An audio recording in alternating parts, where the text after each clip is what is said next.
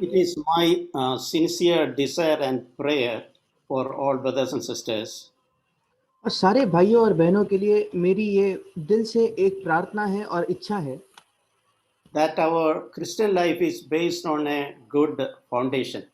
कि हमारा मसीही जीवन एक अच्छे नींव के ऊपर रखा हुआ हो। I see many people who are not aware about their own need. मैं देखता हूं कि कई लोगों को अपने ही जरूरत की वो नहीं जानते। They have knowledge, उनके पास ज्ञान तो है, they can advise others, वे दूसरों को भी सलाह दे सकते हैं, but there is no change in life. पर उनके जीवन में कोई बदलाव नहीं है। They get quickly offended. वो बहुत जल्दी बुरा मान जाते हैं। Sometimes they are arrogant and proud. कई बार वे बहुत ही बलवा करने वाले और घमंडी होते हैं। Not willing to take the slightest of correction from others. दूसरों से छोटा सा छोटा भी अगर सुधार आता है तो वो उसको प्राप्त करने के लिए तैयार नहीं होते। The reason is a proper repentance in their life has not happened. इसका कारण ये है कि उनके जीवन में एक सही प्रकार का मन फिराव नहीं हुआ है। They may have even taken water baptism, शायद उन्होंने पानी का बपतिस्मा भी लिया होगा without probably understanding the meaning of it. उसका अर्थ बिना समझे हुए। But Bible says that anyone born in Christ is a new creation. पर बाइबल कहती है कोई भी अगर मसीही में है तो वो एक नई सृष्टि है। All the things are passed away. पुरानी चीजें बीत गई हैं, Lo, everything is new. सब कुछ नया हो गया है। I remember in my own life how God spoke to me some years back. मुझे याद है मेरे ही जीवन में कैसे परमेश्वर ने कुछ सालों पहले मुझसे बात की थी। When I had knowledge about scripture, जब मेरे पास परमेश्वर के वचन के बारे में ज्ञान था, I used to listen to a lot of messages and videos. मैं कई अलग अलग मैसेजेस को सुनता था, अलग अलग वीडियो में देखता था। It was all in my head here. ये सारी चीजें मेरे मन में, मेरे दिमाग में थी। It can be like a physical disorder, having a disproportionate head and abnormal size of head. और ये एक शारीरिक बीमारी या विकलांग लोगों के प्रमाण हो सकता है जिसका जो सिर है उसका आकार बहुत ज्यादा बड़ा हो जाता है। And as I had knowledge, I used to despise other believers. और क्योंकि मेरे पास ज्यादा ज्ञान था, ज्यादा समझ थी, मैं दूसरे लोगों को तुच्छ जानता था। But God spoke to me once, which changed my life. पर एक बार परमेश्वर ने मुझसे बात की जिसने मेरे जीवन को बदल दिया। This is what God spoke to me. परमेश्वर ने मुझसे ये कहा, You have knowledge. तुम्हारे पास ज्ञान है, They have a life. उनके पास जीवन है। So I realized that the knowledge and the life are different. उस दिन मुझे इस बात को महसूस हुआ कि ज्ञान और जीवन दो अलग अलग बातें हैं। Nothing wrong in having knowledge. ज्ञान होने में कोई भी गलत बात नहीं। Rather, it is good to have knowledge. ये तो एक अच्छी बात है कि हमारे पास ज्ञान है। But just having knowledge doesn't mean that I have life that comes out of the knowledge. पर अगर हमारे पास सिर्फ ज्ञान है, इसका ये मतलब नहीं होता कि उस ज्ञान से हमारे अंदर जीवन उत्पन्न हुआ है। Even John the Baptist, when we preach about the baptism of repentance before Jesus, बपतिस्मा देने वाला यूहन्ना भी जब यीशु मसीह के पहले मन फिराव का बपतिस्मा का प्रचार कर रहा था, he challenged people to bear fruits keeping with the repentance. उसने लोगों को यही कहा कि एक अच्छा फल, जो मन फिराव का फल होता है, वो फल उनके जीवन में दिखना चाहिए। He spoke against selfishness. और जो अपने ही लिए जोड़ के रखने की चीज है उसके खिलाफ उसने बात किया। He encouraged people who came to him to share what they have with those did not have. जो लोग उसके पास आए, यूहन्ना बपतिस्मा ने उनसे कहा दूसरों के पास जो नहीं है उनके साथ वो बांटो। He spoke against corruption. वो भ्रष्टाचार के खिलाफ उसने प्रचार किया। Collect no more than what you have been ordered to collect to tax collectors. जो चुंगी लेने वाले थे उनसे उसने कहा जितना तुमसे कहा गया है उतना ही पैसा तुम वसूल करना। And to soldiers he said, do not take money from anyone by force.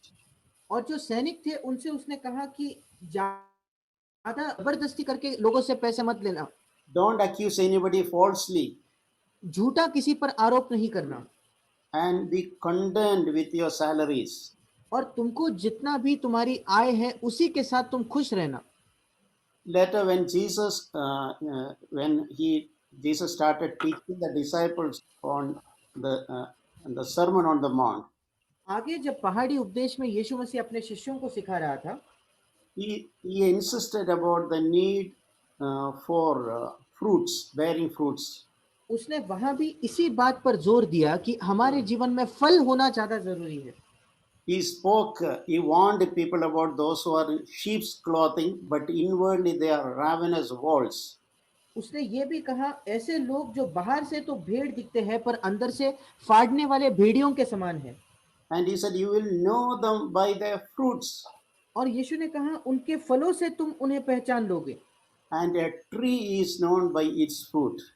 और ये भी कहा कि एक पेड़ को अपने फल से पहचाना जाता है। So, this is something which should challenge all of us. Our life should should be, our character or fruit should witness our faith or our what we profess. और ये एक बात है जिसने हम सबों को चुनौती देनी चाहिए कि हमारा जो जीवन है, हमारा जो बर्ताव है, ये हमारे विश्वास के लिए एक गवाही बनना चाहिए। Jesus told in Matthew chapter 7:21, यीशु मसीह ने मत्ती 7 उसके 21 में कहा, Not everyone who says to me, Lord, Lord, will enter the kingdom of heaven. जो मुझे हे प्रभु कहता है, उनमें से हर एक स्वर्ग के राज्य में प्रवेश न करेगा। Meaning, our sweet talk, saying that Lord, Lord, just lip service, have no value. इसका मतलब सिर्फ मीठी मीठी बातें करना और अपने ओठों से कहना हे प्रभु, इन सारी चीजों का कोई भी मूल्य नहीं है। Just by saying Lord, Lord with our lips, we will not enter the kingdom of heaven. सिर्फ हे प्रभु अपने ओठों से कबूल करने से हम स्वर्ग में प्रवेश नहीं कर सकते। But he said, He who does the will of my Father are those who will enter the kingdom of heaven. पर यीशु ने कहा, जो मेरे स्वर्गीय पिता की इच्छा पर चलता है वो स्वर्ग के राज्य में प्रवेश करेगा। So we should not deceive ourselves और इसलिए हमें अपने आप को फंसाना नहीं है, for our own safety. हमारे ही सुरक्षा के लिए। Our faith should not be just superficial, हमारा जो विश्वास है वो ऊपर या बाहरी या दिखावटी नहीं होना चाहिए, just lip service. सिर्फ अपने ओठों के द्वारा उसको बोलना। Jesus even said about people who claimed that they prophesied in His name. यीशु ने इन लोगों के बारे में भी कहा जिन्होंने ये दावा किया कि उन्होंने यीशु के नाम से भविष्यवाणी की थी, And even in Jesus' name, who cast out demons. जिन्होंने यीशु के नाम से शैतान या भूतों को बाहर भगाया था, And in Jesus' name, who performed miracles. और यीशु के नाम से उन्होंने अद्भुत काम और चमत्कार किए थे। But to them, Jesus said in Matthew 7:23, पर ऐसे लोगों से यीशु मसीह ने मत्ती 7:23 में कहा, I never knew you. Depart from me, you who practice lawlessness. मैंने तुमको कभी नहीं जाना, हे कुकर्म करने वालों, मेरे पास से चले जाओ। So doing miracles and professing everything Jesus said, and at the same time in our secret life, if you are practicing lawlessness, और इसलिए चमत्कार करना, यीशु ने जो कहा उसी से भविष्यवाणी करना, पर उसी समय अगर हम अपने गुप्त जीवन में कुकर्म कर रहे हैं, we will have to hear this if we are not careful. अगर हम सचेत नहीं हुए तो हमको यही शब्दों को सुनना होगा, I never knew you. मैंने तुमको कभी नहीं जाना, Depart from me, you who practice lawlessness. हे कुकर्म करने वालों, मेरे पास से चले जाओ। We all will face difficulties in life. हम सब लोगों के जीवन में कठिनाइयां आएंगी। We will see rainfall. हम बारिश देखेंगे, There will be floods. और हम बहुत जो बाढ़ आती है उसको देखेंगे, There will be storms और हम तूफानों को देखेंगे, that is slamming against our house. जो हमारे घर के बाहर तूफान हम देखेंगे। But Jesus said, if our house is built on the rock, पर यीशु ने कहा कि अगर हमारा घर चट्टान पर बना है, our house will not fall. हमारा घर नहीं गिरेगा। So we all will be happy about it. Sorry uncle. We all will be happy about it. और हम उस बारे में फिर खुश होंगे। None of us want our house to fall. हम में से कोई नहीं चाहता कि हमारा घर गिर जाए। We all should be naturally interested that our house is built on the rock. स्वाभाविक तौर पर हम सब चाहते हैं कि हमारा घर चट्टान पर बांधा हो। So what does that mean? इसका क्या अर्थ है? Jesus made it in simple terms in Matthew 7:24. यीशु मसीह ने मत्ती 7:24 में बड़े ही आसान शब्दों में इसको बताया। Everyone who hears these words of mine and acts on them, इसलिए जो कोई मेरी ये बातें सुनकर उन्हें मानता है, they are compared to the wise man who built his house on the rock. यीशु इन लोगों की तुलना उस बुद्धिमान मनुष्य से करता है जो अपना घर चट्टान पर बनाता है। It is, in simple words, it is just obedience to what is revealed to us. आसान शब्दों में जो चीजें हमें परमेश्वर प्रकट करता है उनकी आज्ञा मानना, That is what it means to build on the rock. और इसी का अर्थ है चट्टान पर घर बांधना। If you seek to obey as a habit, continue to obey whatever God speaks to us, and we will be building our house on the rock. अगर एक आदत के तौर पर हम अपने आप को ये आदत लगाए कि जो कुछ परमेश्वर हमसे कहता है उसको हम आज्ञा मानते हैं, फिर हम अपने घर को चट्टान पर बांधेंगे। And when the rain falls, when the storm comes, when the floods come, our house, it will slam against our house. Our house will not fall. और जब बारिश बरसेगी, बाढ़ आएगी, आंधियां चलेंगी, तो ये सब हमारे घर से टकराएंगी, फिर भी हमारा घर नहीं गिरेगा। And Jesus continued to speak about people, about the unwise people. और यीशु ने आगे निर्बुद्धि मूर्ख लोगों के बारे में भी बताया। Everyone who hears these words of mine and does not act upon them. परंतु जो कोई मेरी ये बातें सुनता है और उन पर नहीं चलता, And their house, and they are building their house on the sand.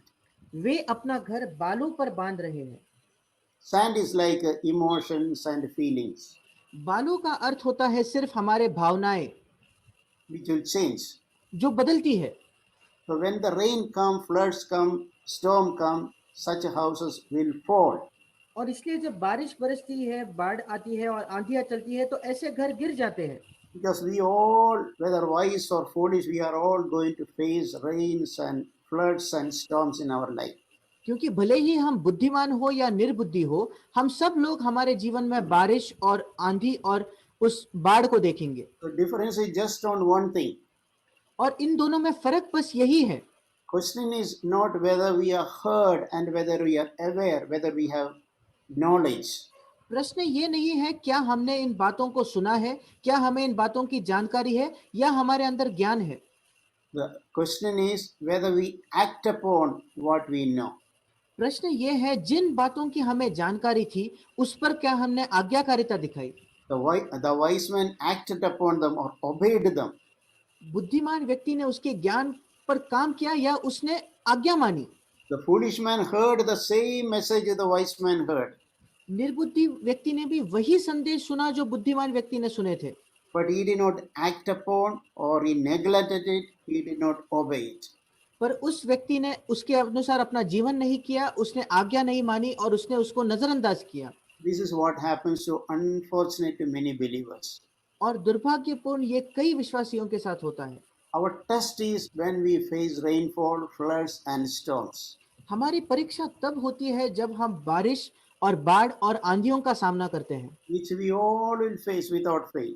और जो हम सबों के जीवन में आएगा हम उनका सामना करेंगे। If our house is falling, that is a proof that we are building on the sand. अगर हमारा घर गिर रहा है तो इसका ये मतलब है कि हम रेत पर अपना घर बना रहे थे। So that let there be a renewed interest, sincerity in our life, and a desire in our life that whatever God is speaking to us in simple terms, I want to obey it by the help of the Holy Spirit. और इसलिए आइए हम सबों के अंदर ये एक इच्छा हो, एक ईमानदार हमारी इच्छा होनी चाहिए कि जो कुछ परमेश्वर पवित्र आत्मा के द्वारा हमें कहता है उनको उसकी हमें आज्ञा माननी है। James told this in a different way. James chapter 1:22. और याकूब ने इसी बात को एक अलग रीति से कहा, याकूब 1:22, Prove yourself doers of the word and not merely hearers who delude themselves. परंतु वचन पर चलने वाले बनो और केवल सुनने वाले ही नहीं जो अपने आप को धोखा देते हैं। We hear, we just understand, and even we understand well, we are intelligent, we can remember things, we can even teach others. हम जब चीजों को सुनते हैं हम उनको याद रख सकते हैं, और अगर हम में ज्यादा बुद्धि है तो शायद हम उनको समझकर दूसरों को भी सिखा सकते हैं। And we can judge others when those who are not practicing it. और जब दूसरे लोग उस वचन के अनुसार नहीं चलते तो हम उनका भी न्याय कर सकते हैं। But if we are not practicing ourselves, we are deluding ourselves. पर अगर हम खुद उस पर नहीं चलते तो फिर हम अपने आप को धोखा दे रहे हैं। One of the important condition for discipleship, Jesus said, और शिष्य होने की एक जरूरी आवश्यकता या शर्त जो यीशु ने कही थी, that is Luke 9:23. वो है लूका 9 उसके 23 में, If anyone wishes to come after me, यदि कोई मेरे पीछे आना चाहे। we always say this, Jesus doesn't force anybody to follow him. हम हमेशा ये कहते हैं कि यीशु मसीह किसी को जबरदस्ती नहीं करता कि कोई उसके पीछे चले। He invites everyone, but it is our choice to follow him. वो न्योता तो सबको देता है, पर ये हमारा चुनाव है क्या हम उसके पीछे चलना चाहते हैं या नहीं। If anyone wishes to come after me, यदि कोई मेरे पीछे आना चाहे, the first thing Jesus said is he must deny himself. तो पहली बात जो यीशु ने कही वो ये थी, तो उसने अपने आप का इनकार करना चाहिए। This is something we should never forget. ये एक बात है जिसे हमें कभी नहीं भूलना है। If we have a desire to follow Jesus Christ, we must learn to deny ourselves. अगर हमारे अंदर ये इच्छा है कि हमें यीशु के पीछे चलना है तो फिर हमें अपने आप का इनकार करना सीखना होगा। We have to learn to deal with our self life. हमारा जो स्वयं का जीवन है उसके साथ हमें कैसे बर्ताव करना है ये सीखना होगा। By nature, our self life is our God. स्वाभाविक तौर पर हमारा जो स्वयं का जीवन होता है वही हमारा परमेश्वर होता है। So if you worship our own ego, our own self, we cannot follow Jesus. फिर अगर हम अपने ही घमंड का या अपने ही आप के आराधना करने वाले बनेंगे, फिर हम यीशु मसीह के शिष्य नहीं हो सकते। Every opportunity that we get, we should learn to deny ourselves. हर एक मौका जो हमें मिलता है हमें सीखना है अपने आप का इनकार करना। And we should learn to take up our cross and then follow me. और फिर हमें अपना अपना क्रूस उठाकर उसके पीछे हो लेना सीखना है। And we have to do this daily, not some years back. और हमें इस बात को प्रतिदिन करना है, ऐसा नहीं कि कुछ साल पहले हमने इसे किया था। This is not a one-time incident, one-time event. ये हमारे जीवन में एक ही बार घटने वाली घटना नहीं है। Every day, when there is life on our nostril, we should learn to deny ourselves. दिन प्रतिदिन जब तक हमारे में जान है, जीवन है, हमें अपने आप का इनकार करना सीखना है। And every day we should learn to take up my cross और हर दिन हमें अपना क्रूस उठाना सीखना है, and then follow me. और उसके बाद यीशु के पीछे हम चल सकते हैं। And taking up the cross also meaning that in Roman ruling time, somebody is carrying a cross, mean people who watch that they know that this man is going to be hanged on that cross which he is carrying. और क्रूस उठाना, जब रोमियों के समय में कोई व्यक्ति क्रूस उठाते हुए दूसरों को दिखता था तो सब लोग जानते थे कि ये व्यक्ति अपना ही क्रूस उठा रहा है जो जाकर उसी क्रूस पर लटक कर मरने वाला है। That cross also indicates our willingness to die to ourselves. और वो क्रूस इस बात को भी दर्शाता है कि हमारे अंदर ये इच्छा है कि हम अपने ही प्रति मरने के लिए तैयार हैं। But those who understand this way, there is a joy that is waiting for them. पर हमें ये भी समझना है कि इसी के बाद हमारे लिए एक आनंद है जिसके वजह से हम ये कर रहे हैं। Denying oneself is not a sad thing. It should not bring a sadness. अपने आप का इनकार करना ये कोई दुख भरी बात नहीं है, इसके वजह से हमें दुखी नहीं होना है। This is what I understand. There is an ugliness in ourselves. मैं जैसे समझता हूँ हमारे अंदर एक बहुत ही घिनौनापन है। There is nothing to be worth preserving in our own self. हमारे अंदर एक गंदगी है, उसको बचा कर रखने लायक कुछ भी नहीं है। So that is why we should learn to hate and deny ourselves. और इसलिए हमें सीखना है अपने आप के स्वयं से घृणा करना और उसका इनकार करना। So as a result, a life of Christ will be manifested in our life. अगर हम ऐसा करेंगे तो इसके परिणाम स्वरूप यीशु मसीह का जीवन हमारे अंदर प्रकट होगा। So instead of the ugliness in our own self, the sweet aroma of Jesus' life will be manifested. और इसलिए हमारे अंदर जो गंदगी है उसके बजाय हमारे अंदर यीशु मसीह का एक अच्छा सुगंध प्रकट होगा। Therefore, those who have learned this truth, they will not be a sad people. जो लोग इस सत्य को सीख लेते हैं वे कभी भी दुखी लोग नहीं बनते। They will be the happiest people on earth. वे इस संसार पर, इस पृथ्वी के सबसे खुश लोग होंगे। You can just logically also think, if you always expect others to respect me, others to honor me, others to give me always first priority, and we never get, we will become sad. और हम अपने तर्क शक्ति से भी इसको समझ सकते हैं। अगर हम हर समय लोगों से उम्मीद करते हैं कि लोग हमारा आदर करें, लोग हमारा सम्मान करें, लोग हमें पहले प्राथमिकता दें, और अगर लोग ऐसा नहीं करते तो फिर हमें स्वाभाविक रूप से बुरा लगता है या दुख होता है। We are going to be disappointed. हम जरूर दुख सहन करेंगे We are going to be the most miserable people on the earth. और इस संसार के सबसे बुरे लोग या सबसे निराश दयनीय लोग हम बनेंगे। But those who learn to practice to deny themselves, पर जो लोग इस बात को सीखते हैं कैसे अपने आप का इनकार करना है and allow the life of Christ manifested in their life, और अपने जीवन में यीशु मसीह के जीवन को वो प्रकट होने देते हैं, they will be the happiest people. वे सबसे खुश लोग होंगे। Paul told Timothy, wrote in 2 Timothy chapter 3. पौलुस ने तिमुथियुस से कहा, दूसरे तिमुथियुस उसके तीसरे अध्याय में, He said that in the first verse 1 verse, he said that in last days difficult times will come. और पहले वचन से पौलुस उसको कहता है कि अंतिम दिनों में कठिन समय आएंगे। He listed a few characteristics of the end time. और अंत के दिनों के कुछ गुण पौलुस कह रहा है। In verse 2, the first thing he wrote is, men will be lovers of their own self.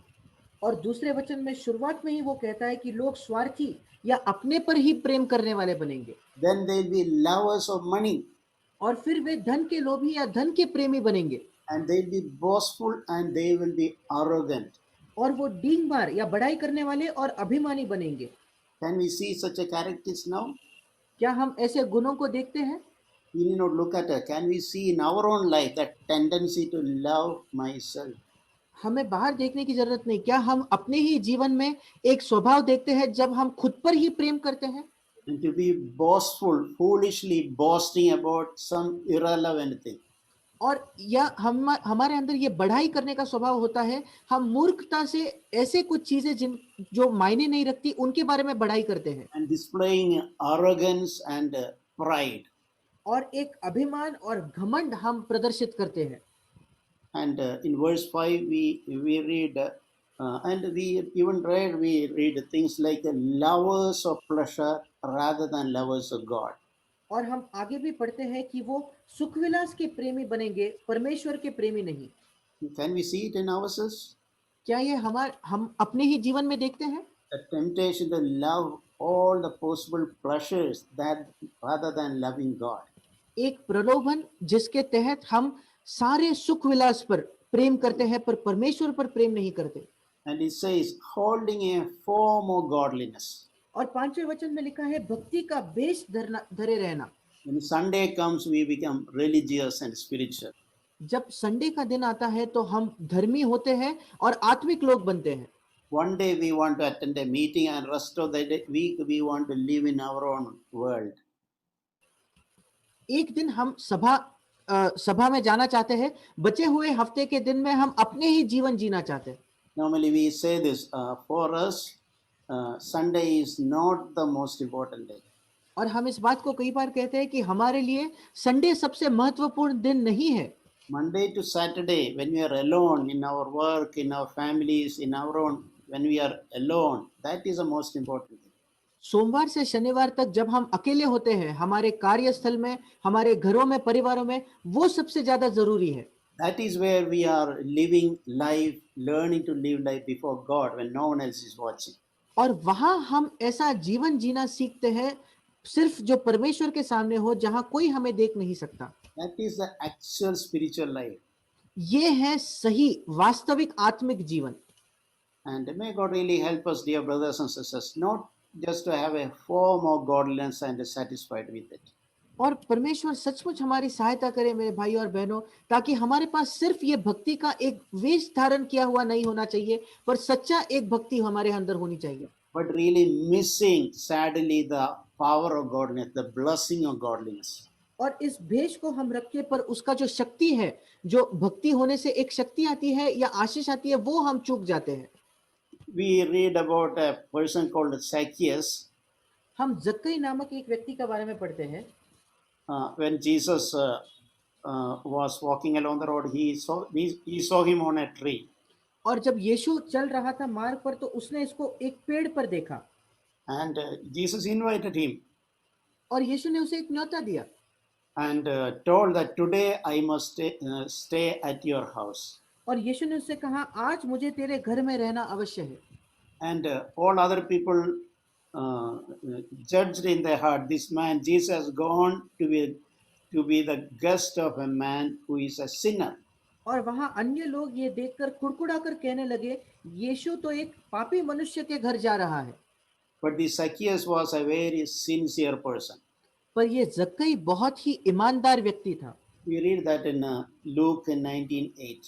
और हम इसको लूका 19 उसके 8वें वचन में पढ़ते हैं। Zacchaeus told the Lord, जक्कई ने प्रभु से कहा, Lord, half of my possessions I will give to the poor.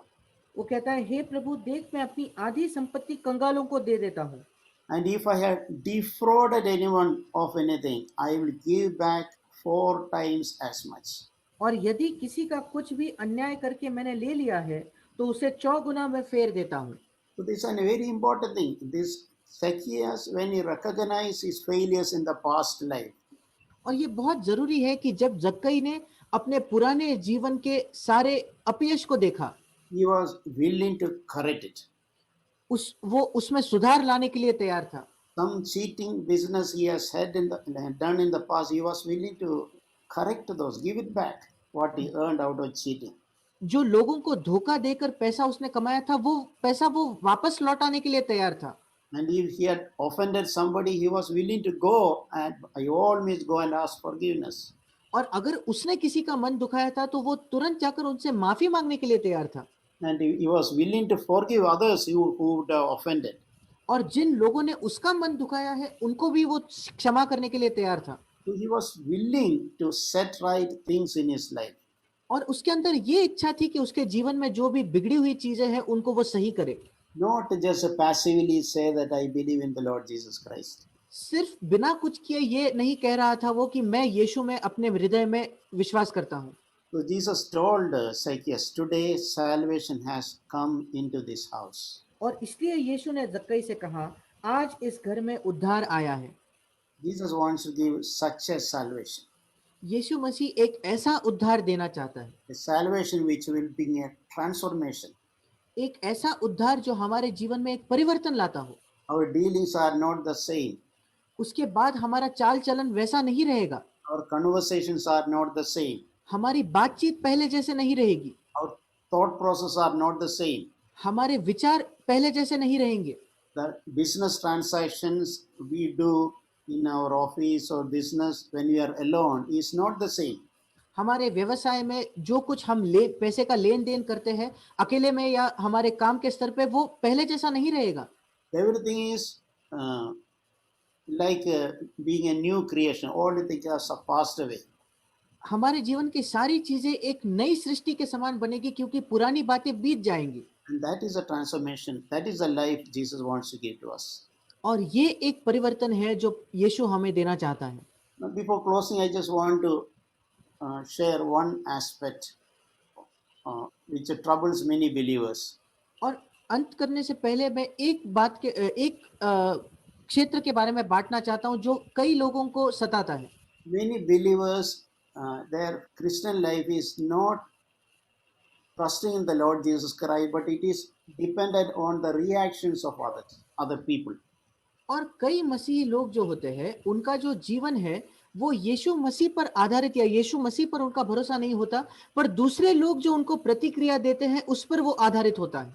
When they don't receive what they expect from others, their faith is shaken. जो दूसरे लोगों से वो अपेक्षा करते हैं अगर उन्हें वो प्राप्त नहीं होता तो उनका विश्वास हिल जाता है।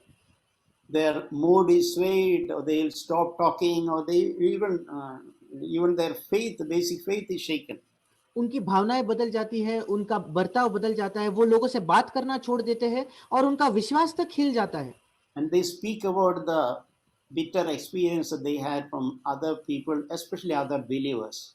और दूसरे लोग या दूसरे विश्वासियों की वजह से जो उनको कड़वे अनुभव है उनके बारे में वो बात करने लगते हैं। So their faith, their Christian experience, based on the response or what they receive from others.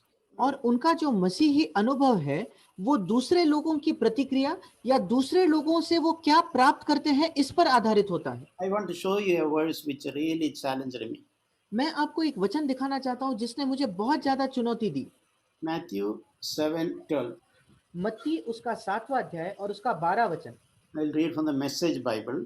और इसको मैं मैसेज भावानुवाद से पढ़ूंगा। Ask yourself what you want people to do for you. इस कारण जो कुछ तुम चाहते हो कि मनुष्य तुम्हारे साथ करे, अपने आप से इसको पूछो। Yeah. Ask yourself what you want people to do for you. अपने आप से ये प्रश्न करो कि तुम क्या चाहते हो कि लोग तुम्हारे लिए क्या करें, Then grab the initiative and do it for them in return. और फिर तुम खुद उस मौका लेकर उनके लिए वही बात को करो। And this is a remarkable scripture. ये एक अद्भुत ऐसा वचन है। What we are expecting others to do to us. जो कुछ हमारी अपेक्षा है कि दूसरे लोगों ने मेरे लिए करना चाहिए, God wants us to do it to them. परमेश्वर चाहता है कि हम उसको दूसरे लोगों के लिए करें। If we are expecting others to visit our home, अगर हमारे अंदर ये अपेक्षा है कि दूसरे लोगों ने हमारे घर पर आना चाहिए, immediately can decide to visit that brother whom you are thinking, no, this brother has not visited me for 1 month. Go and visit him. तुरंत आप निश्चय कर सकते हैं कि जिस भाई ने बहुत समय से आपके घर पे वो नहीं आए, आप जाकर उनके घर पे उनसे मुलाकात कीजिए। If you are expecting somebody to telephone you, अगर आप अपेक्षा करते हैं कि किसी व्यक्ति ने मुझे फोन क्यों नहीं किया, then that thought come immediately, pick up your own phone and call him back. जैसे ही आपके मन में ये विचार आता है आप अपना फोन उठाकर उसको फोन कीजिए। That is what this scripture says. ये वचन हमें यही सिखा रहा है। Our Christian life, our faith should not be dependent on something we are depending, something we are expecting from others. हमारा मसीही जीवन, हमारा मसीही विश्वास दूसरों से हम क्या अपेक्षा करते हैं इस पर निर्धारित या आधारित नहीं होना चाहिए। Whatever we are expecting from others, to do it back to them. जो कुछ हम दूसरों से अपेक्षा रखते हैं हमको उनके लिए करना है। Our complaining and murmuring about others should stop.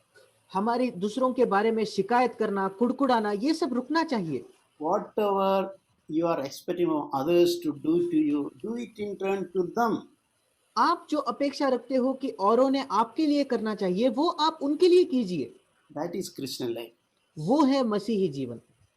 I remember I knew one family some years back. मुझे याद आता है मैं एक परिवार को कुछ सालों पहले जानता था। They came from a nominal Christian background. वो एक नामधारी मसीही परिवार से पृष्ठभूमि से आए थे। There are some sickness, some difficulties in their family. उनके परिवार में कुछ बीमारियां थी, कुछ कठिनाइयां थी। For that reason, the others in the church would show them a lot of sympathy. और क्योंकि वो बीमार होते थे, चर्च में जो बाकी के लोग थे वो उनके लिए बहुत ही सहानुभूति दिखाते थे। Young couples would visit their home and cook food for them. जो जवान जोड़े होते थे वो उनके घर जाकर उनके लिए खाना तक तैयार करते थे। And whatever they do, that people are never satisfied. और उनके लिए जो कुछ भी बाकी के लोग करते थे वे कभी भी उससे संतुष्ट नहीं होते थे। They are expecting more and more and never satisfied. वे दूसरे लोगों से बार बार और अपेक्षा करते थे, कभी भी वे तृप्त या संतुष्ट नहीं होते थे। I have seen some many other families in the church went out of the way, sacrificially went and helped them. मैंने देखा था कि कलीसिया में बाकी के परिवारों ने बहुत ज्यादा अपने आप का त्याग कर कर उनकी मदद की थी, But they were never grateful, they never acknowledged, and they were never satisfied. पर उनके मन में कभी भी इस बात के लिए धन्यवाद नहीं था, उन्होंने कभी भी इस बात को माना भी नहीं और कभी भी वे तृप्त नहीं हुए। Yeah, their faith, their Christian life was based on expecting things from others. और उनका विश्वास और उनका मसीही जीवन इस बात पर आधारित था कि वे दूसरे लोगों से जो अपेक्षा करते थे, And it is not based on a personal relationship with Christ. और उनका मसीही जीवन यीशु मसीह के साथ एक व्यक्तिगत संबंध पर आधारित नहीं था। They did not knew the principle that it is more blessed to give than to receive. वे इस सिद्धांत को नहीं जानते थे कि दूसरों से प्राप्त करने से ज्यादा औरों को देना ज्यादा आशीषित है, That family will always help others to telephone them. और वे परिवार हमेशा चाहते थे कि दूसरे लोग उनको फोन करें। So I could see a truth. If our faith is depending on expectation from others, I will never be satisfied. और तब मैंने इस सत्य को सीखा कि अगर मेरा विश्वास दूसरे लोगों से अपेक्षा करने पर आधारित है तो मैं कभी भी तृप्त या संतुष्ट नहीं होऊंगा, I will never be happy. मैं कभी भी खुश नहीं होऊंगा। Whatever best others do, still I will find something to complain about. दूसरे लोग उनका सबसे अच्छा भी मेरे लिए क्यों ना करे, मैं हमेशा शिकायत का कुछ ना कुछ कारण जरूर ढूंढूंगा। Because my faith is not built, my house is not built on a rock. क्योंकि मेरा विश्वास और मेरा घर एक चट्टान पर नहीं मैंने खड़ा किया है, It is depend on shaky ground of others' responses, what others give me. दूसरे लोग मुझे क्या देते हैं, दूसरे लोगों के प्रतिक्रिया के रेत पर मैंने अपना घर बनाया है। And that family finally left the church without telling anybody. और उस परिवार ने आखिरी में चर्च छोड़ दिया बिना किसी को बताए। What is a sad end? और ये कितना एक दुखद अंत है। It can happen. I saw with my own observation. Everybody did their best. Still, they were not satisfied. और ये होता है, ये मैंने अपनी आंखों से देखा कि सब लोग अपना सबसे बेहतर उनको देकर भी वे उसके बाद भी संतुष्ट नहीं थे। But let this message be written in our heart that Matthew 17, whatever I am expecting others to do to me, God wants me to do it to others. और इसलिए ये संदेश हमारे मनों में गहरा आज लिखा हुआ होना चाहिए, जो मत्ती 7:12 में यीशु ने कहा, जो कुछ मैं अपेक्षा करता हूं कि और लोग मेरे लिए करें, मुझे उनके लिए करना है। That is Christian life. वो है मसीही जीवन। My joy is not dependent on some brother calling me. मेरा आनंद इस बात पर आधारित नहीं है कि एक व्यक्ति मुझे फोन करता है। When I am expecting someone to call me, I will go and call him. मैं जब इस बात को अपेक्षा करता हूं कि मैं कोई मुझे फोन करे तो मैं उसको फोन करता हूं। When thought comes that somebody has not seen me, I will go and see him. जब मेरे अंदर विचार आता है कि एक ऐसा व्यक्ति मेरे घर पर आकर मुझे मिला नहीं, तो मैं जाकर उससे मिलूंगा। When thought comes somebody did not help me, I will go and help that person. जब मेरे अंदर ये विचार आता है कि किसी व्यक्ति ने मेरी सहायता नहीं की, मैं जाकर उसकी सहायता करूंगा। So may God all help us to build our Christian life on such a real foundation. और परमेश्वर हम सबों की सहायता करे कि हम अपने मसीह जीवन को ऐसे एक सही और अच्छी नींव पर बनाएं, And our life may be stable and fruitful. और हमारा जीवन एक स्थिर और फल देने वाला जीवन बने। आमीन। I thank God for the word He has spoken to us. मैं परमेश्वर को धन्यवाद देता हूँ उस वचन के लिए जो उसने हमसे परमेश्वर ने दिया। In Matthew chapter 3 verse 7, John says, "Axe is laid at the root of the tree." मत्ती रचित सुसमाचार उसका 3 अध्याय और 7वें वचन में यूहन्ना कहता है, Axe is already laid at the root of the trees. 10वें वचन में लिखा है, कुल्हाड़ा पेड़ों की जड़ पर रखा हुआ है। Yeah, it's 10 verse 10. So when Jesus came, He wanted to lay the axe to the root of the tree. और जब यीशु आया तो यीशु चाहता था कि वो जो कुल्हाड़ा है वो पेड़ों के जड़ पर रखा जाए। That means He wants us to lay the axe to the root of the problem. इसका मतलब जो भी समस्या है, यीशु चाहता है कि उस समस्या की जड़ पर हम अब उस कुल्हाड़े को रखें। The root of our sin is self-centeredness. और हमारे पाप की जो जड़ है वो हमारा स्वार्थ है।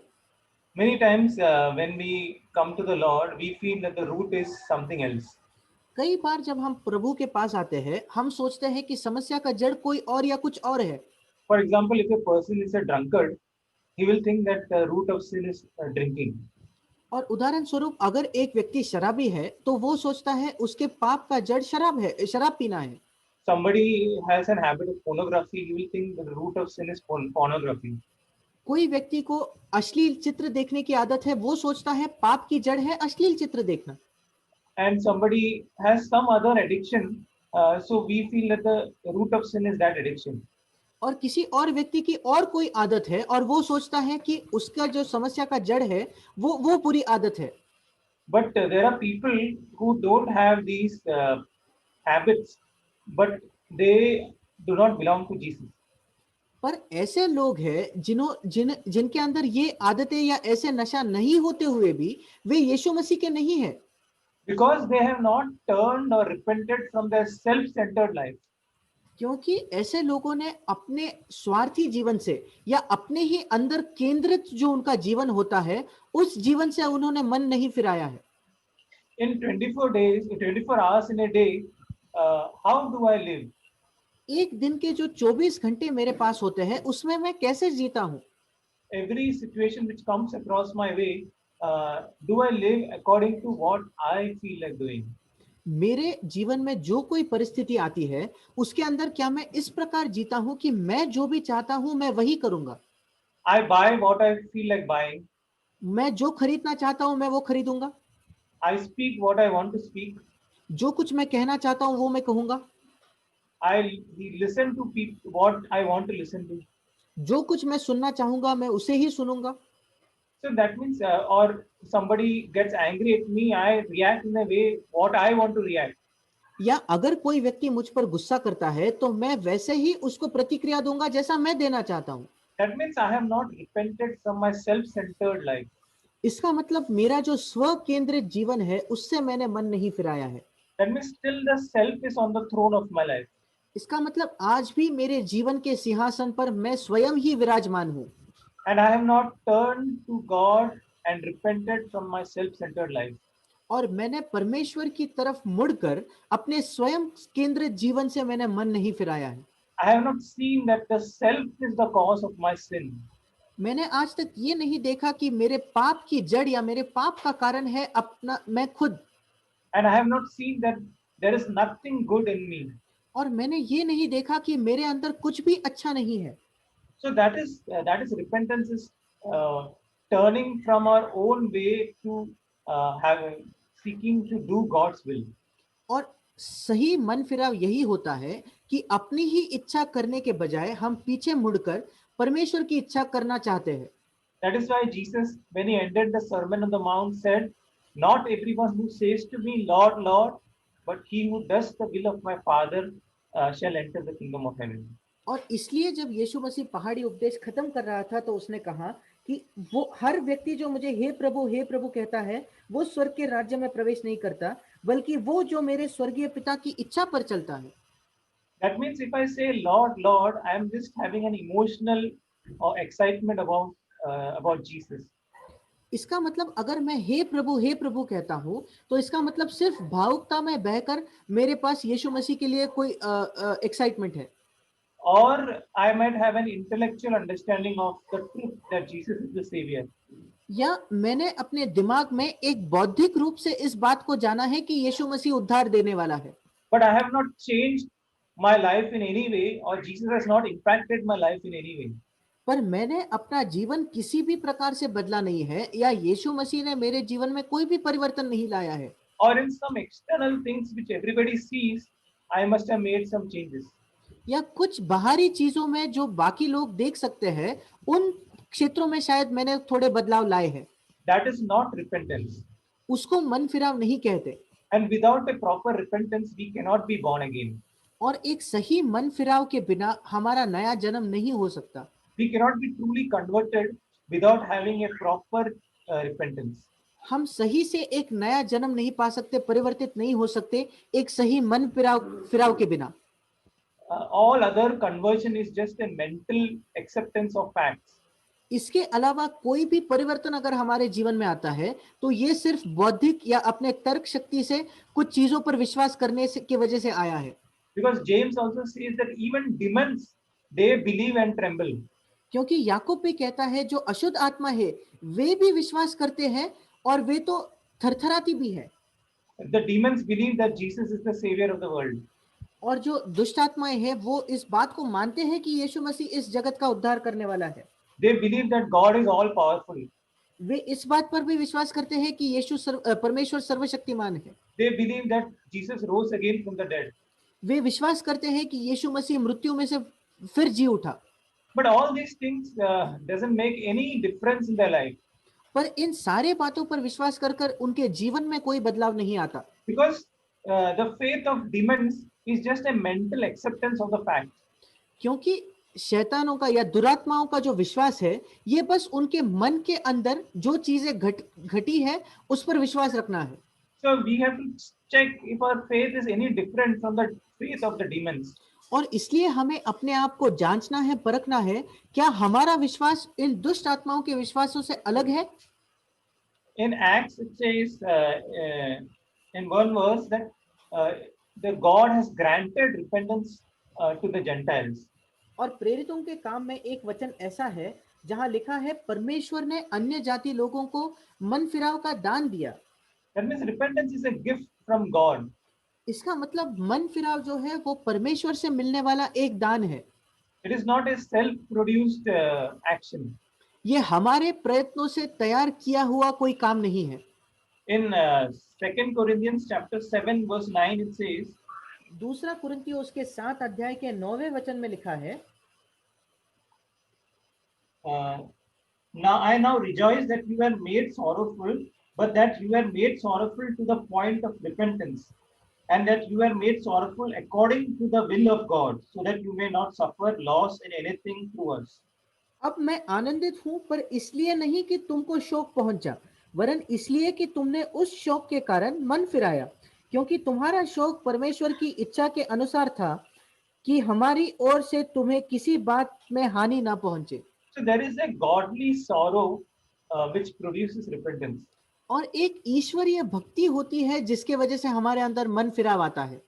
Ishwari dukh. Sorry. So it is so that sorrow, there is a sorrow involved when we see that our self life was always in contrast or in against God's ways. और हमारे अंदर ये एक ईश्वरीय शोक या दुख होता है जब हम देखते हैं कि हमारा स्वयं का जीवन हर समय परमेश्वर की इच्छा के विपरीत या खिलाफ खड़ा है। We see that sorrow in the life of Peter when he wept bitterly. हम इस ईश्वरीय शोक को पतरस के जीवन में देखते हैं जब उसने बहुत शोक किया था। In 2 Corinthians chapter 12 verse 21 we see a verse there. It says, I'm afraid that when I come again, my God may humiliate me before you, and I may mourn over many of those who have sinned in the past and not repented of the impurity, immorality, and sensuality which they have practiced. और दूसरा कुरिन्थी 12:21 में लिखा है, और कहीं ऐसा न हो कि मेरा परमेश्वर मुझे अपमानित करे और मुझे बहुतों के लिए फिर शोक करना पड़े जिन्होंने पहले पाप किया था और उस गंदे काम और व्यभिचार और लुचपन से जो उन्होंने किया मन नहीं फिराया। So here we see that people who have done sin in the past, in their unconverted days, but they have not repented from it. और यहाँ हम ऐसे लोगों को देखते हैं जिन्होंने उनके नए जन्म पाने से पहले के दिनों में पाप किया है पर उससे मन नहीं फिराया है। They are attending church and they are coming to church every Sunday. वे कलीसिया में हर संडे को जाते हैं। But they have not repented, means they are not still practicing that sin, but from their heart they have not turned from their sin. पर उन्होंने उस पाप से मन फिराव नहीं किया है। इसका यह मतलब शायद नहीं है कि वो आज भी वो पाप कर रहे हैं, पर उनके हृदय से उन्होंने उस पाप से वो पीछे नहीं मुड़े हैं। That means I have not got a hatred towards that sin and I have not come to God in repentance. इसका मतलब उस पाप के लिए जो मैं करता था मेरे अंदर एक घृणा नहीं तैयार हुई है और मैं परमेश्वर के पास मन फिराव में नहीं आया हूँ। and still my face or my direction is towards that sin, that I have a pleasure in my heart for that sin. और आज भी मेरा चेहरा और मेरी दिशा, मन की दिशा उसी पाप के तरफ है कि उस पाप को करने से मेरे मन में भी मुझे आनंद प्राप्त होता है। So if we are in that state, we can ask God to give us a true repentance, which will help us to turn from that sin. और अगर हम ऐसे परिस्थिति में है तो हम परमेश्वर से मांग सकते हैं कि परमेश्वर हमें सच्चा मन फिराव का दान दे ताकि हम इस पाप से भी मन फिरा सके। And in Romans 6:1 and 6:16, it says, "Shall we sin?" और रोमियो की पत्री उसके 6 अध्याय के पहले वचन और 16वें वचन में भी यही प्रश्न है, क्या हम पाप करते रहे? So my attitude towards sin is, I don't even want to sin even once. मेरा पाप के प्रति ऐसा स्वभाव है या ऐसा बर्ताव है कि मैं एक बार भी पाप नहीं करना चाहता। Any form of sin, whether it's in my words or in my thoughts, I don't want to sin even once. मैं किसी भी प्रकार का पाप नहीं करना चाहता, यद्यपि वो मेरे शब्दों से हो, मेरे विचार से हो, मैं एक बार भी पाप नहीं करना चाहता। I'm ready to give up anything which God tells me to give up. परमेश्वर अगर मुझे एक चीज छोड़ने के लिए कहता है तो मैं कोई भी चीज छोड़ने के लिए तैयार हूँ। Like Zacchaeus, I have a heart to give back anything which I have taken wrongfully. जक्कई के जैसे मेरे अंदर एक मन हो कि अगर मैंने गलती से या अन्याय से लोगों से कुछ लिया है तो मैं उसको वापस देने के लिए तैयार हूँ। It is a work of God in our hearts that brings true repentance. ये परमेश्वर का एक काम है हमारे मनों में जो सच्चा मन फिराव उत्पन्न करता है। And it is very important for us to have that true repentance, to have the true faith in Jesus Christ. और ये बहुत जरूरी है कि हमारे अंदर सच्चा मन फिराव हो, जिसके द्वारा ही हमारे पास यीशु मसीह के अंदर सच्चा विश्वास तैयार होता है। Or our Christian life will be built on a very shaky foundation. ऐसा नहीं हुआ तो हमारा मसीह जीवन एक बहुत ही हिलने वाले नींव के ऊपर बंधा होगा। And when some trouble comes or some difficulty comes, we will not stand for God. फिर अगर कोई कठिनाई आती है, कोई समस्या आती है, तो हम परमेश्वर के लिए खड़े नहीं हो सकते। The Bible encourages us to examine ourselves to see if we are in the faith. और बाइबल हमें प्रोत्साहन देती है कि हम अपने आप को जांच कर देखें, क्या हम आज भी विश्वास में खड़े हैं। And when God gives us this word, it is a word from God for us to examine ourselves. और जब परमेश्वर हमें ऐसा वचन देता है तो ये परमेश्वर के द्वारा दिया हुआ हमें वचन है कि हम अपने आप को जांचें और परखें। आमीन। इस पूरे लॉकडाउन के समय में मेरा बाइबल पढ़ना बहुत कम था और सिर्फ नाम के लिए हर दिन थोड़ा पढ़ना चाहिए, इसलिए मैं बाइबल पढ़ता था। और कुछ हफ्तों पहले मैं एक जवान भाई से बात कर रहा था तो उन्होंने मुझे एक बात 2-3 बार उन्होंने कही जिसने मुझे बहुत प्रोत्साहित किया। और वो मुझसे कह रहे थे कि मिशेल, मैं तुमको बता नहीं सकता मुझे कितना आनंद होता है जब मैं परमेश्वर के वचन के साथ समय बिताता हूँ। तो उस दिन मैं बहुत ज़्यादा प्रोत्साहित हुआ कि प्रभु, यहाँ एक जवान भाई है जो मेरे से ज़्यादा 3-4 साल में शायद उम्र में बड़े होंगे, पर उनको तेरे वचन पढ़ने में इतना आनंद होता है। और मैं तो तेरा वचन बस पढ़ने के लिए पढ़ता हूँ, मैं मैसेजेस तो बहुत सुनता हूँ, हर मीटिंग में अटेंड करता हूँ, पर तेरे वचन के साथ मैं ज़्यादा समय बिताना भी नहीं चाहता, ना मुझे उसमें ज़्यादा आनंद प्राप्त होता है। तो उस दिन मैं ऐसे ही प्रार्थना करके बाइबल पढ़ने लगा और उस दिन मैंने भजन संहिता उसका पहला अध्याय में पढ़ रहा था और मैंने पहले 2 वचन पढ़े। वो है, क्या ही धन्य है वो पुरुष जो दुष्टों की युक्ति पर नहीं चलता और न पापियों के मार्ग में खड़ा होता और न ठट्ठे करने वालों की मंडली में बैठता है, परंतु वो तो यहोवा की व्यवस्था से प्रसन्न रहता और उसकी व्यवस्था पर रात दिन ध्यान करता रहता है। और उस दिन प्रभु ने मुझसे कहा, उस वचन से बहुत ही स्ट्रांगली प्रभु ने एक बात कही कि वो पहले वचन का जो आखिरी भाग है कि ऐसा व्यक्ति जो ठट्ठा करने वालों की मंडली में नहीं बैठता। और प्रभु ने दिखाया कि मेरा कितना समय मैं या तो न्यूज़पेपर पढ़ने में या पॉलिटिकल न्यूज़ देखने में या यूट्यूब पे कुछ लोग जो वर्तमान में जो हो रहा है उस पर वीडियोस बनाते हैं और सरकार का मानो एक प्रकार से वो मजाक उड़ा रहे हैं या ठट्ठा कर रहे हैं, या ये जो पॉलिटिकल जो मीम्स आते हैं या फोटोज आते हैं, इस चीजों को देखने में मैं इतना समय बिताता हूँ। तो प्रभु यही कह रहा था कि अगर तुम ऐसे ठट्ठा करने वाले लोगों के साथ बैठोगे मतलब ऐसे वीडियोस देखोगे, ऐसे न्यूज़ पढ़ने में ही अगर समय बिताओगे, तो कभी भी तुम्हें मेरे वचन पढ़ने में आनंद हो ही नहीं सकता। तो उस दिन मैंने सचमुच जब अपने जीवन को देखा तो मैंने प्रभु से कहा, प्रभु मैं कितना समय दिन में थोड़ा भी कभी कभी दो क्लास के बीच में एक 10 मिनट भी अगर मिलते हैं तो मैं न्यूज़पेपर पढ़ लेता था, कोई आर्टिकल पढ़ता था या क्रिकेट का कोई स्कोर चेक करता था। तो मैंने प्रभु को कहा, प्रभु मुझे क्षमा करना और मुझे सहायता कर कि इसके आगे मैं इन सब चीज़ों से दूर रहूं। तो पिछले 2-3 हफ्ते से मैंने इन सारी चीज़ों को ऑलमोस्ट बंद किया, ना न्यूज़पेपर पढ़ रहा हूँ या यूट्यूब पे वीडियोस नहीं देख रहा। तो इन दिनों में ऐसा नहीं कि अचानक मैं परमेश्वर के वचन को बहुत ज्यादा उत्सुकता से पढ़ने लगा हूं या बहुत मैं समझने लगा हूं। पर एक चीज जो मैंने नोटिस की है कि काफी बार जो दिन में थोड़ा समय मिलता है उसमें मुझे जो मैंने सुबह पढ़ा होगा वो याद आता है, या जो अगर कोई क्रिश्चियन बुक में पढ़ रहा हूँ तो उसमें से कोई वचन मुझे याद आता है, कुछ वर्ड याद आता है, या थोड़ा समय मैं प्रार्थना करने में बिता सकता हूँ। तो मैं देखता हूँ कि अब मेरे पास इतना ज्यादा समय है जो पहले नहीं था, क्योंकि पहले तो सारा समय, थोड़ा भी समय मिलता था तो इन्हीं चीज़ों में मैं वेस्ट कर देता था।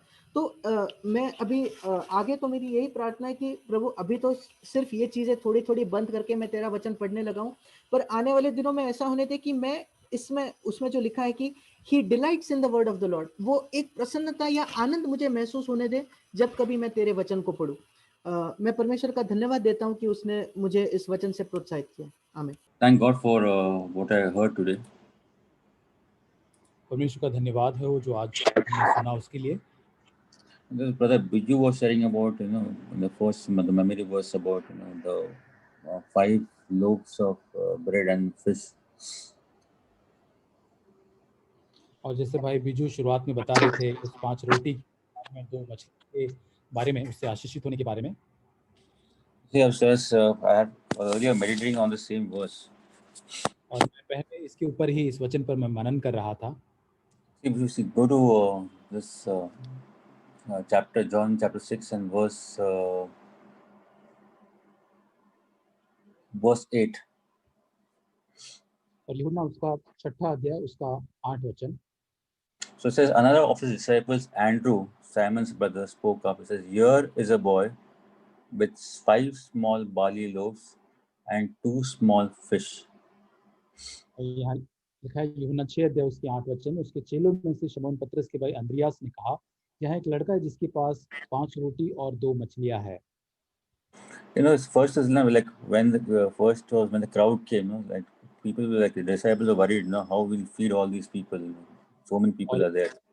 इतनी सारी भीड़, इतने सारे लोगों को देखकर सारे जो चेले हैं वो थोड़े चिंतित हो गए कि कैसे इनको खिलाया जाएगा। And Jesus knew, he knew it will be available. Things would be done as per God's will. और यीशु यहाँ जानता था कि सारी चीजें परमेश्वर की इच्छा के अनुसार यहाँ पे उसका प्रयोजन किया जाएगा। But if you see this place where it says a small boy who was carrying this 5 small barley loaves and 2 small fishes. यहाँ पे लिखा है कि यहाँ पे लड़का था जिसके पास जो कि 5 रोटी और 2 मछलियां थी, वो उसको लेकर चल रहा था ये लड़का। So first is he was a small boy, like faith like a small boy. और पहली चीज, एक छोटा सा यहाँ पे लड़का है, एक छोटे विश्वास के समान वो है। He had come to hear God, come to hear और Jesus. वो वहाँ पर यीशु मसीह को सुनने के लिए आया है। And second thing, he had bought something to know, like he thought, if I get hungry, then I'll keep this 5 loaves and 2 fishes. But he was ready to give that to Jesus, like I am ready to give that. No, it's okay. If I have to share it, I'll share it.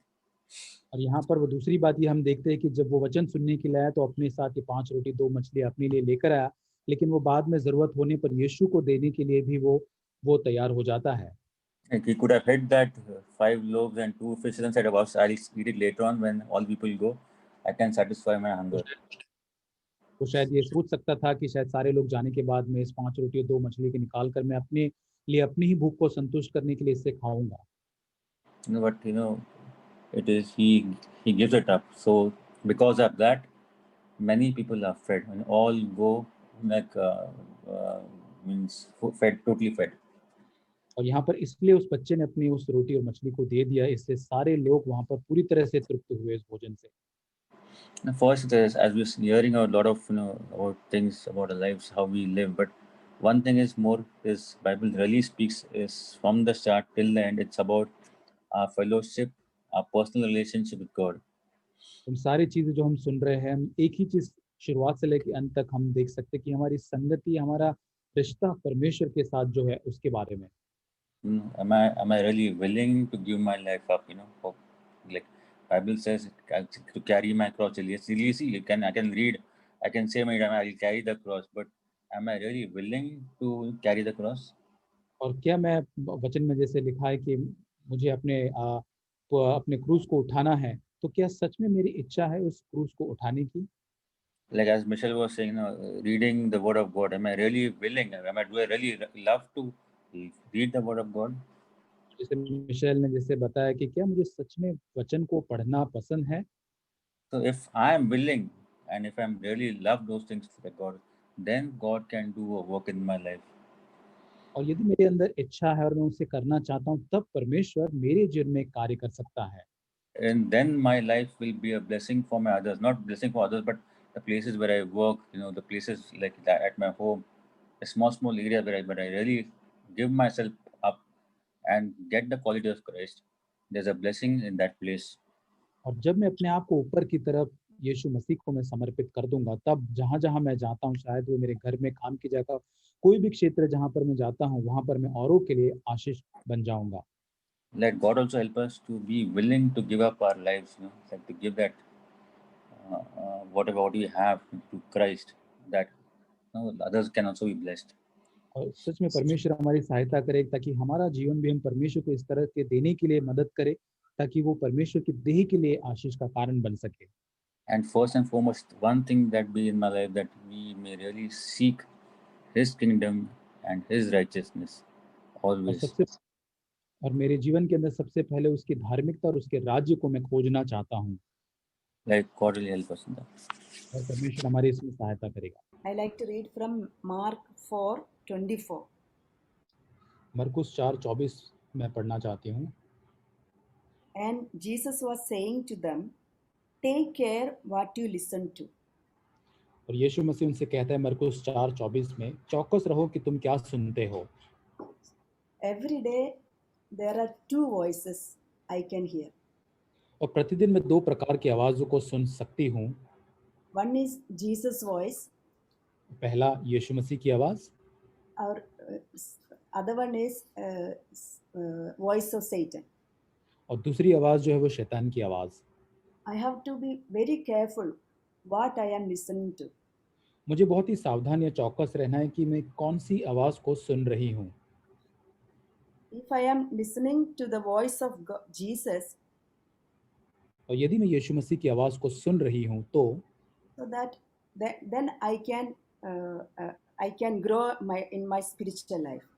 और तब मैं मेरे आत्मिक जीवन में मैं आगे बढ़ पाऊंगी। If I am listening to the voice of Satan, I won't grow in spiritually. और यदि मैं शैतान की आवाज़ को सुन रही हूँ, तो मैं आत्मिक रूप से आगे नहीं बढ़ पाऊंगी। So in verse 24, by your standard of measure, it will be measured to you.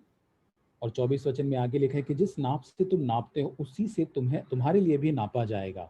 So what I am listening, that is my standard of measure.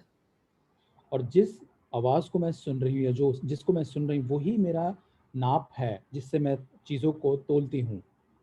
So if I am listening to the voice of God, God will give me the same measure of life to me. और यदि मैं परमेश्वर को सुनती हूँ, उसकी आवाज़ को, तो वही मात्रा में उसी नाप के अंदर परमेश्वर अपने जीवन को मुझे देगा। Not only that, more will be given you besides. और उसके आगे लिखा है कि उतना ही नहीं, लेकिन उससे अधिक मुझे दिया जाएगा। More of life of Jesus, God will give to me. और परमेश्वर यीशु मसीह का और अधिक से अधिक जीवन बहुतायत से मुझको देगा। In verse 25, it's written, whoever does not have even what he has shall be taken away from him. और 25 वचन में लिखा है, क्योंकि जिसके पास है उसको दिया जाएगा, जिसके पास नहीं है उससे वह भी जो उसके पास है ले लिया जाएगा। So like Eve, she listened to the lies of Satan. और हम हवा के बारे में जानते कि उसने शैतान के उस झूठ को सुना। So God has taken whatever she has from her. और जो भी उसके पास था, परमेश्वर ने उसको ले लिया।